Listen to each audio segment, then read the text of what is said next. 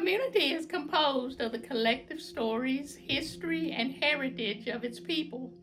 It's important that everyone has the opportunity to share their story and be heard. The Community Oral History Project creates community space for people to come together to share and learn about the history, heritage, and traditions of our communities, highlighting what we share in common. Community can be defined by location, or community can be considered a collection of people bound together by shared experiences. My name is Emily Jones Hudson, and here are these stories.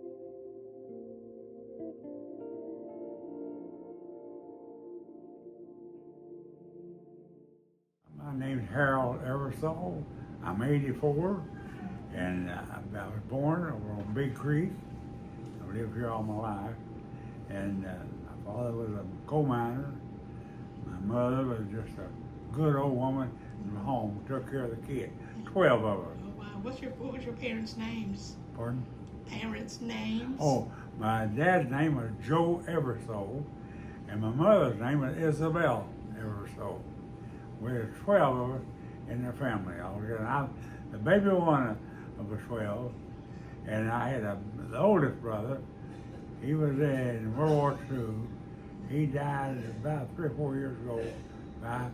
He was in about 93 or something. What was his name? Estel Eversole. He was through World War II. He got out. I don't remember the date, things he got out on, but they all came back to where we was born that year and raised at, and all of us done successfully, I guess. So we all still eating and going somewhere nowhere it's at. They eat it. But I've had a wonderful life. Everything I was in and done, I enjoyed. I enjoyed sports in high school. I got a master's degree. I was a retired school teacher, and participated in sports and things in college, and everything. So I enjoyed school, and I've enjoyed life. I've had a wonderful life. I can't say anything about them. I couldn't blame it on myself. Okay. Where did you teach? Where? I taught at Knott, Leslie, Lee, Preston, was up in Fleming Neon, Jenkins. I worked for Kentucky Valley Education Co-op, and we wasn't in any one county. We took care of 7 different counties. I think 4 or 5 different schools, high schools, and that's what that was an enjoyable. I actually get away from scare. It was an enjoyable life, sir. An enjoyable life too. I've taught them up to 86. I taught the lady she worked in Leicester County. She was head cook over in Leicester County, and her husband died.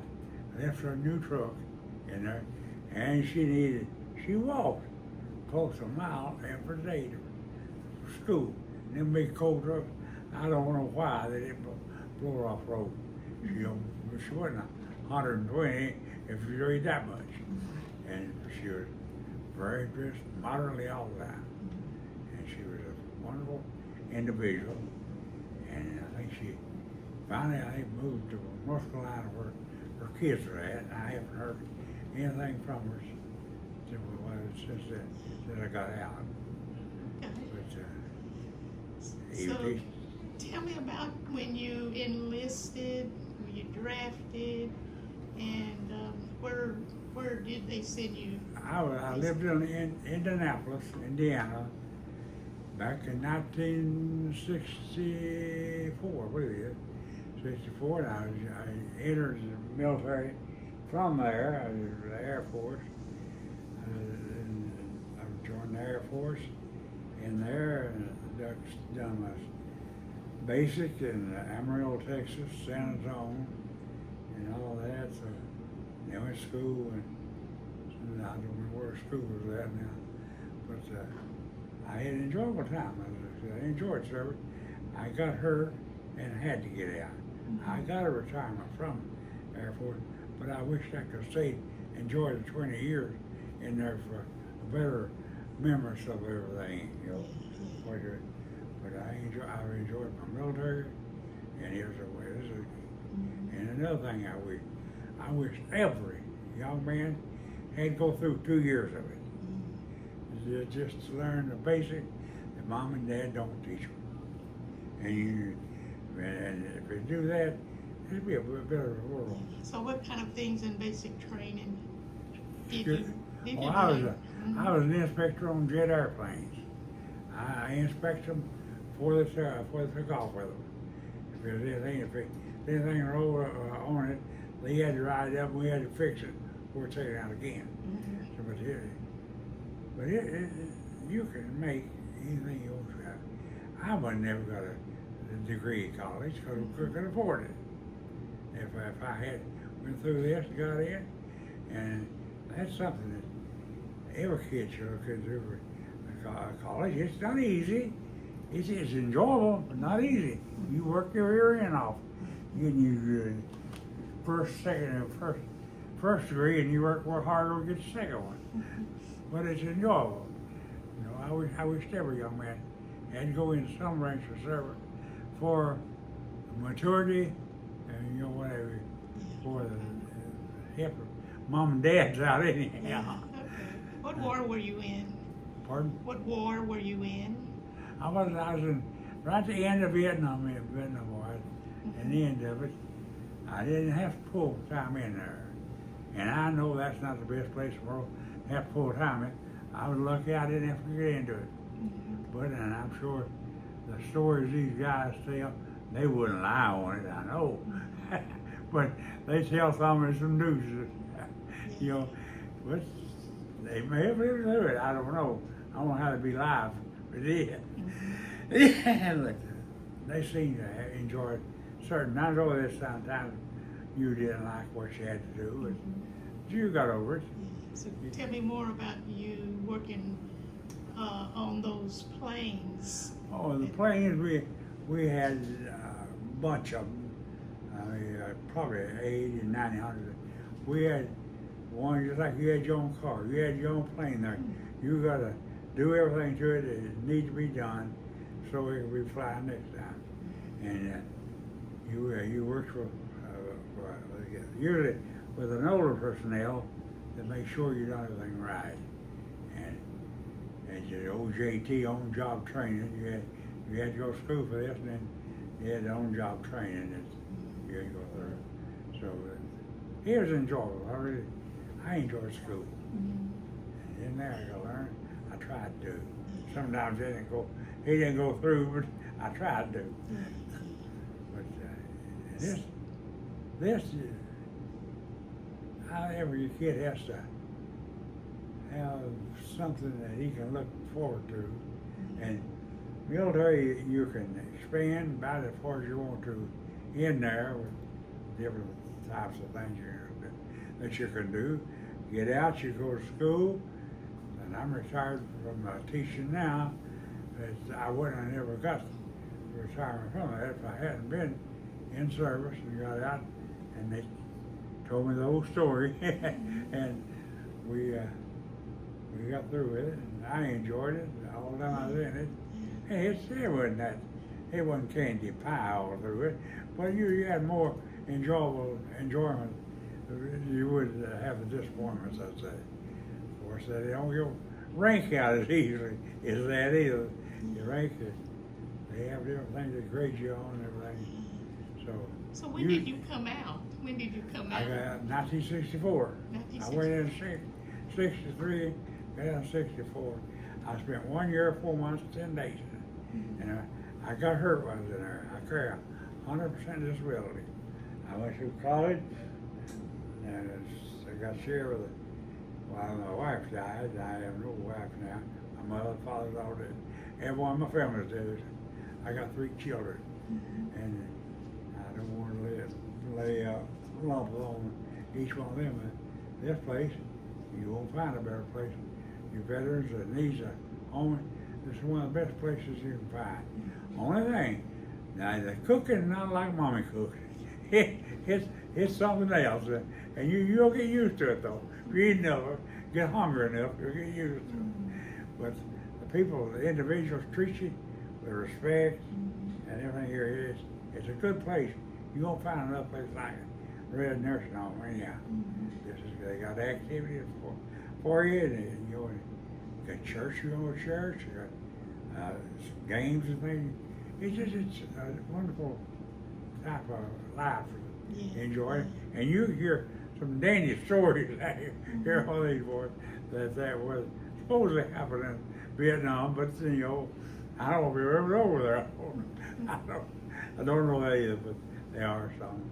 Was in there, some of them I'm sure. They got disabilities there. When you were serving in 63 and 64, what was the general attitude at that time? I had a brother. He was World War II, and he was telling me, you know, the picks and things of your age thing. He said, I would advise you to get retirement, get you going service. I was going to go in. He said, I believe it'd be your best bet to try the Air Force, which I did. And like I said, compared to what some of these boys did and all the rest of them, it wasn't near as bad as it was all the rest of them. Of course, I say it's not a roll of beds, it's a roll of beds. You know, you got things you dislike, but you got to take the good with the bad. And try to get you in that time in there. Time you get out, you can go on to school or you can read up and get another 4 years. And they can't fire you. I don't care, they might get you a dishonorable discharge, but they can't fire you. And it's a good place to work, and I think, and they're not the best people, the worst people in the world to work for, and they're not the best. But it'd be sad to be out here in this world trying to make a dollar. It sure is. And I would hope, now I've got 2 boys now. Neither one of them is offered to get in the military. One of them is a nurse practitioner, and the other one is he's a CEO of a store here in Israel. And so they do both. You don't have to go into service to be an honorable, person in the military, but it helps out. It helps out, and I want to do everything that you shouldn't do, everything. My dad was a great disciplinarian. He only told you once. He wanted to know first thing, you have a problem here, and he told you, and he wanted you to know what he told you. And I remember I had a great disciplinarian for a father, which, and mother both. Oh, mom didn't hurt. They never do nothing. She was a lovely mother. I couldn't say anything about her. But I enjoyed life. I had a wonderful mother and father. I enjoyed my military life, and I've enjoyed my stay here. And so your time in the military and doing service really helped prepare the next step. yes, it did. Yes. Yeah. And that is one of the reasons I said I think I wish every young man had to go through it. It helps you to prepare yourself what you're going to get into. And you take school, you take college, you take vocational school to get you something to see if you do like it. And yes, and you do get into it, you might as well get ready to work. They're going to make you work for it. You don't come too easy, but you get that. And I wish every young man had to go through it, be a relief on the parents, and make a better parents themselves out of them. I do enjoy it. Yeah. I enjoy my military life. Is there anything else that you wanted to share? No. The rest of it, mine might not be like yours. You got to get there, get in certain situations, get a story you have yourself. But it's enjoyable, and like I said, they won't fire you. Might throw you out for dishonorable discharge, but they won't fire you. All right. Well, I went to college on mine, Yeah. and I went to vocational school, and everything else. I really enjoyed it. And I'd go back tomorrow. I could, but they won't let me. All right. So I want to just thank you for your interview Well, yeah, it's just been a pleasure. and thank you for your service. Well, thank you. All right. Again, it was a gift for me. They would help me. It's a help, something to be, I could look back on, see what I didn't do, and see what I was supposed to have done. But it was a good life, it really was. Okay, thank you. This, by the coat of arms I had at one time,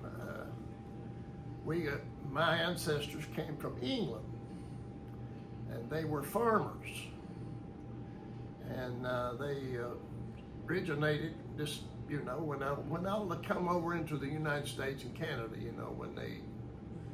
I don't know when that happened, but anyway, that's where our bloodline came from then, and. My dad was a farmer, and I liked to farm. And what was your dad's name? And I was born and raised in Clay County, Manchester. And we lived there till about, I think 1956. And my mom and dad moved us out there into Laurel County on a farm. And there we stayed for a while. And we've been there. I've lived in Laurel County for probably, 56 to, I'm 82 years old now. And so up to about a year and a half ago, I made this my home. Okay. And so I went to school at 3 or 4 different elementaries. My first one was over in Manchester called Hacker Elementary. And then we moved to Laurel County, and I finished my elementary school there in Fariston. Fariston, Fariston. We lived in that little community. And from there, I went to high school at Lilly. And from there, I come back on the farm for a while and was helping, on the dairy farm. And I got my draft notice to go in service. So I went in service in 1965, I believe it was.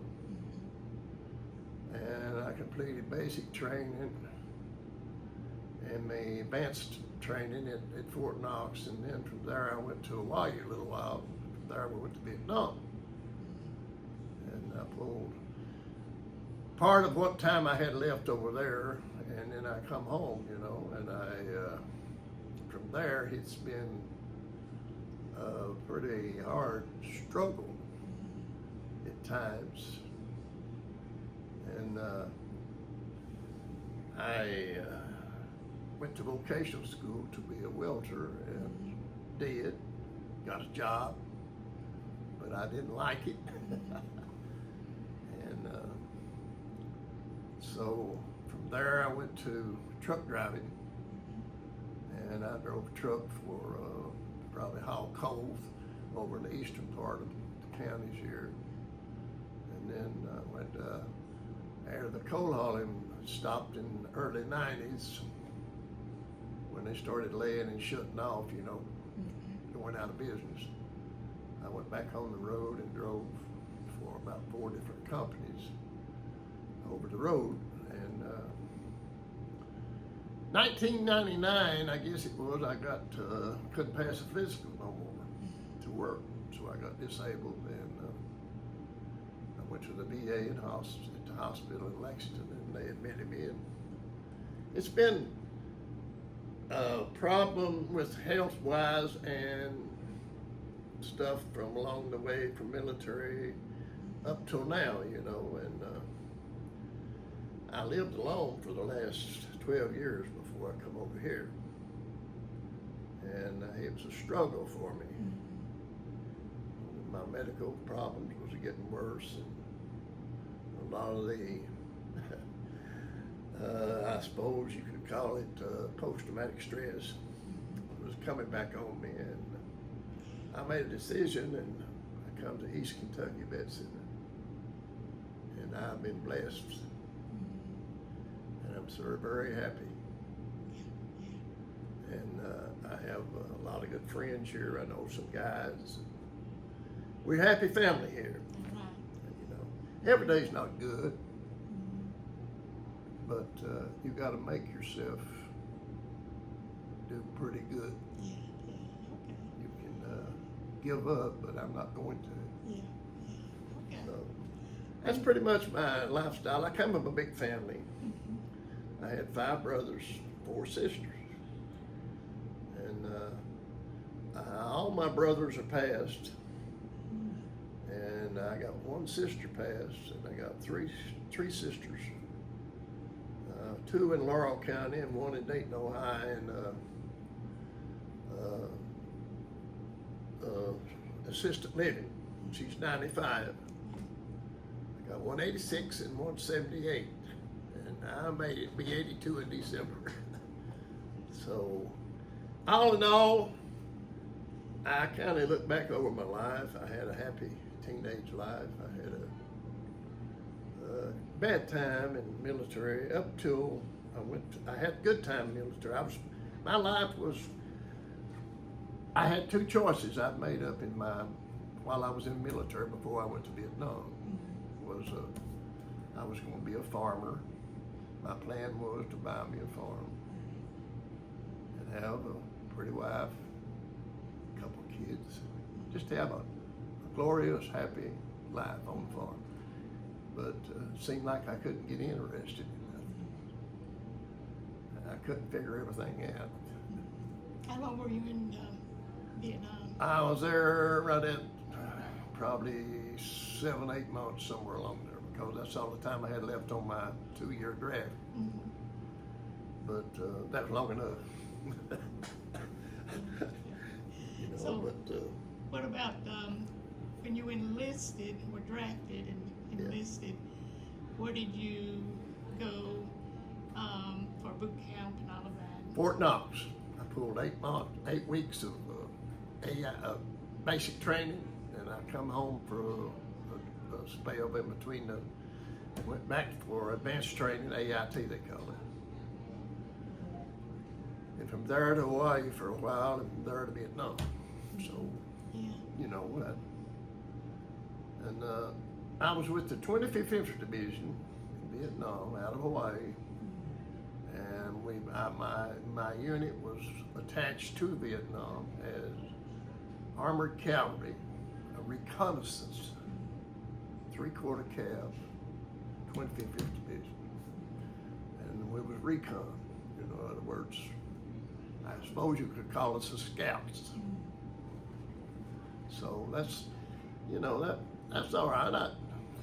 You know, it's over now. I lost a lot of good friends and, you know, brothers, I call them. And, you know, it's just kind of scars your memory a lot, your brain.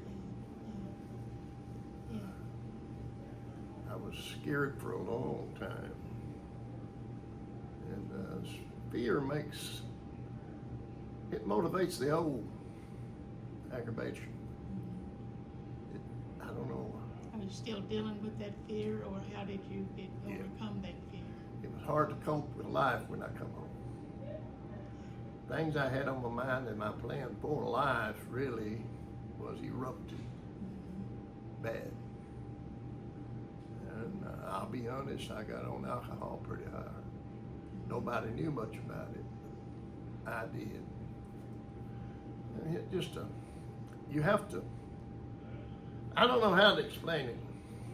You know, I never went to a doctor for it or anything of that until 1999. I enrolled in the VA hospital, Cooper Drive. Had never been around the VA, didn't want to hear about it. But when I lost my job on account of my hearing and all the other problems I had that I kept not taking care of, why, then they diagnosed me with this, that, and the other, prostate, bilateral hearing loss, trauma to the ears, post-traumatic stress. I don't know. And now after that, I've had, in 2020, it started all over again, practically with open heart surgery, pneumonia 3 times, COVID, given up to die twice, in a rest home, 5-6 weeks. Got through all of that, rehab at Cardinal Hill. I was gone 104 days from home. I got through all of that, got pretty stable and was living well with myself, but things gotten worse. I had to make a decision. And I went to a certain person, a VA rep over in London. Vivian Taylor was her name, a fine young lady, and asked her about some information on a VA home. And she pulled this place up. I talked to some of the I think it was maybe the VA rep here. He told me what it was required of. I was service connected. And when they did a background check, 2 weeks later, Miss Collins called me and said, "You've been approved." Here I sat. You know, back during the time, when that war was going on, what did you see as the general attitude towards, war at that time? What did I see What did you experience?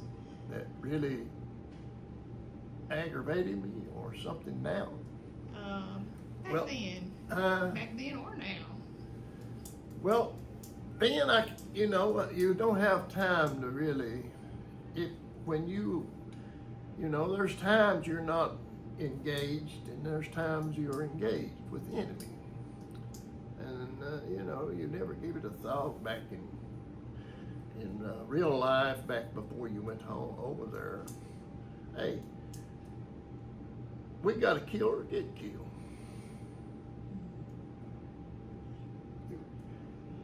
A young man, I was like 20, 21 year old. I hadn't never been nowhere, done a whole lot, just run around. I had a good, I really didn't have a whole lot of worries, really. But you see a lot of stuff that you would have never thought of in your lifetime that you would have had to do, much less see or be involved. But you grow up in a way to just to it. And you just hope you get through day to day to day. And you get attached to your friends, your brothers. You're like one family. You laugh and cut up sometimes when you're back in camp, which is not very long, 3 or 4 days, and you're back out again. So anyway, you become a bond that I depend on you and you depend on me. I mean, it's a hookup that you cannot tear loose, not even today. And when you lose a friend, a brother,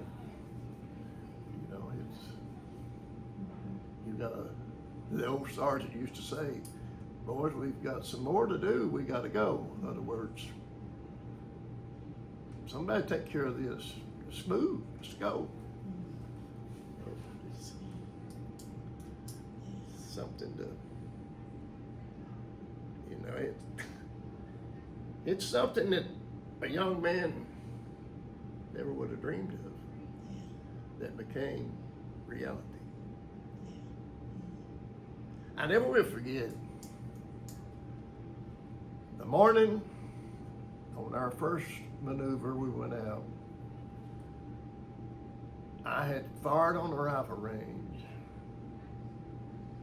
I had paid no attention to that. I could load a magazine. You know, that was just like going in civilian life, getting your weapon and going hunting. But I never dreamed of loading a magazine to destroy you, to kill someone. It hurts. But it happens. It has in the past. Freedom does not come easy. Somebody has to die. Somebody has to be injured. Somebody has to be bothered for the rest of their life. I had a nightmare right here. And I thought someone was choking me and spraying something on me. And I come around, this is all power, and I hit the bed and I got scars, blood flew everywhere and woke me up. That's how, and this has been like almost 60 years.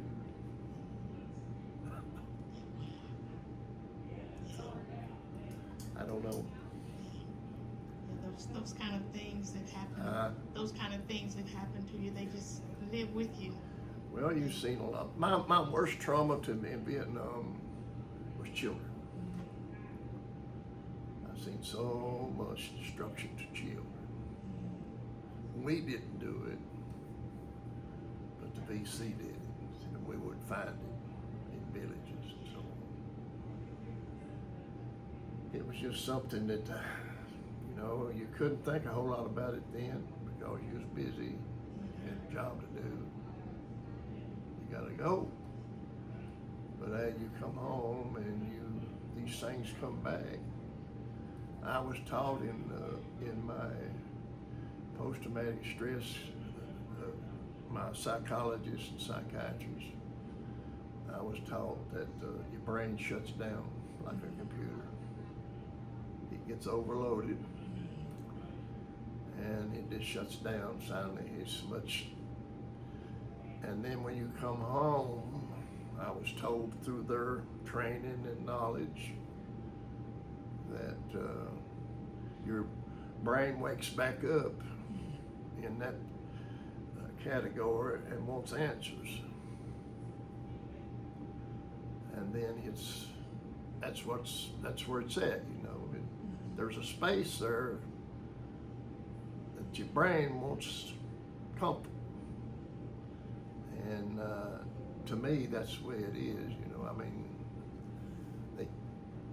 it's just something that I don't fully understand. But I'm comfortable with what I know about it now, and I'm comfortable to have somebody that I can go to every now and then, such as a psychologist over here. And I take medications, some medications. But now, for a cure of post-traumatic stress, you can forget it. You can be comforted with different things and talk and stuff, group meetings and stuff. But cure, no. The only cure that'll ever happen is when you close them up. I honestly believe that. And you know, when you're young and never experienced anything bad in life, you can't get an answer for it when you come home. You search and you search, and then you maybe get alcohol. It don't cure nothing, but it'll give a little, and then you find that much of it. But the next day you're right back on the same boat again. It's an ongoing life thing. I know World War II veterans, and I can never actually, God forgive me, I've actually laughed at them. You know. Why did you laugh at them? I don't know, because they wouldn't, you know, I had a friend that was, his dad was a World War II vet, and he was in the D-Day, and he would absolutely, when somebody come around, they had an outside cellar, half of it on the ground, you know, where they stored their food, canned goods. And bless his heart, he would go in there and stay with somebody till we all left. And I could not figure that out. But his family never told me anything, you know. And you know, I see him now. I see him now.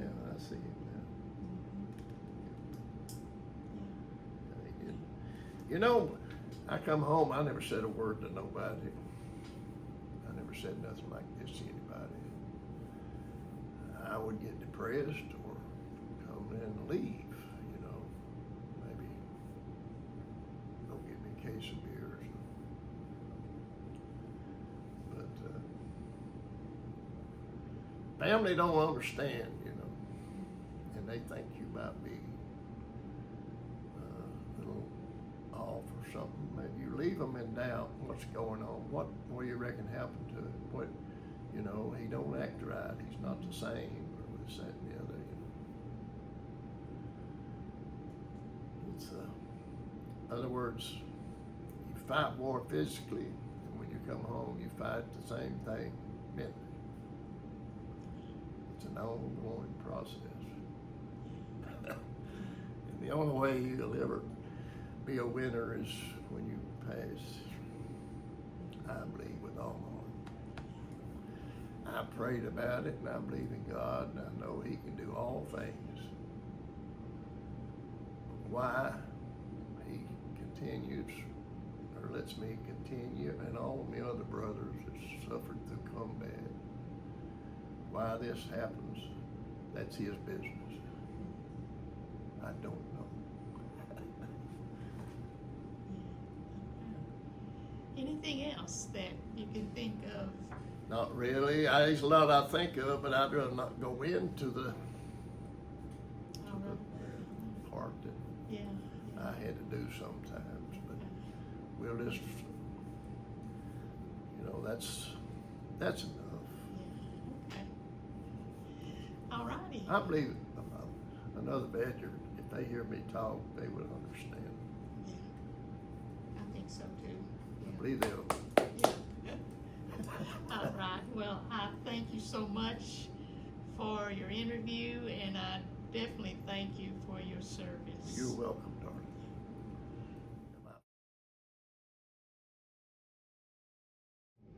Good morning. My name is Leslie Barger, and my birthday is November 16, 1949. And I got a birthday coming up here pretty soon. I got drafted out of grade school and high school in Mount County in '71. And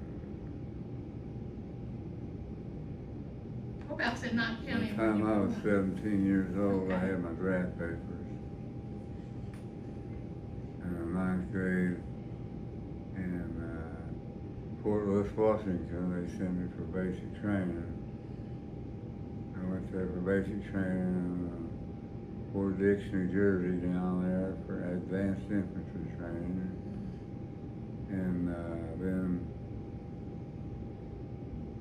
1st 327th Infantry Battalion in Saigon, Vietnam, was the first tour I spent over there in the bush doing recon. 1st 327th Infantry Battalion. How long were you in Vietnam? 8 months, 9 months doing that, and I was in about another 6 or 7 or 8 months doing a helicopter crew chief for a helicopter. 2 different jobs I done. I come back to the United States, and here in Hazard, Kentucky is where I've had, where I've been. This right here is just a fall I had, and I hit banged my head so hard I had a hard time recovering from it, but I started recovering. So I'll still be 100% service connected to Vietnam veteran. Was there any particular event, anything that, comes to mind that is memorable while you were serving? There's some bad times, but boy, you don't want to.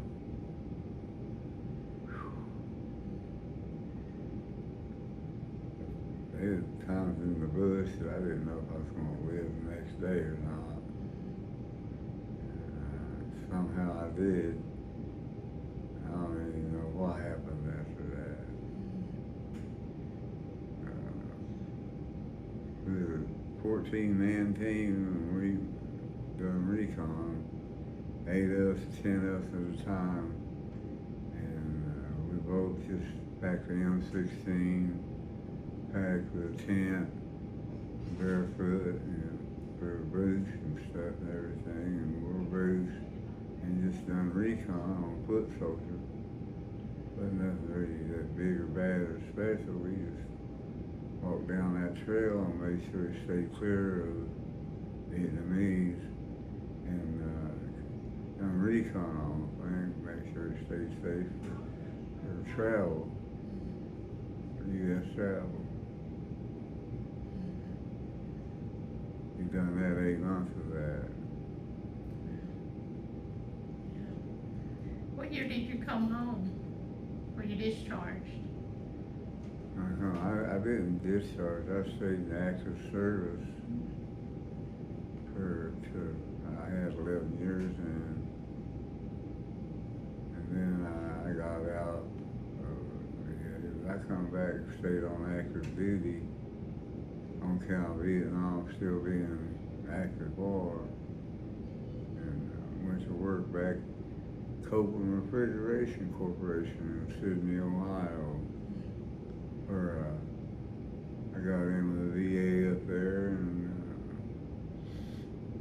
started back working, a regular factory job, and did that for 5 or 6 years.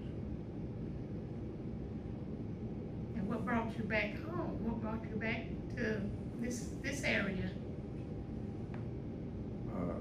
When I worked up there at Copeland Refrigeration Corporation, my family is in Lick Branch down in Knox County, and my grandma and grandpa and them, and they got found out that's where I live at right now, the old homestead over on Leatherwood and Buckhorn. So the place my grandma and grandpa lived in, and I live in that right now. That's where I live. Okay, what were your grandparents' names? Yeah, there was 3.5 acres that they lived on, and I bought the place and finished there, and I've been living in it for about 10 or 11 years now. Okay. Well, what were their names? What was your Cash Barker. My mother was a E-Cell. My grandmother was a full-blooded Cherokee Indian. My grandfather was half Cherokee and half German. Okay. And what was your parents' names? Her son, Miggy Barker, she was some Cherokee Indian, her was a Ritchie, and my dad was a Barker. Cash Barker was his dad. Okay. Did any of your parents, grandparents, or did any of them serve in the military? My brother Ronnie, he did. He's my brother next to me, and he was in the Navy.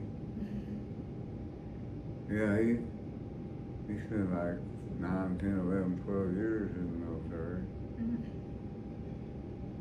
Okay. Me and him been with Keith. We guy that does all the military work for the hospital. Or Kenneth Ann. You know who it is here? Yeah. Mm-hmm. Oh, that's about all I can tell you. All right. All right. Well, I thank you. Thank you for your interview, and thank you for your service. You're welcome.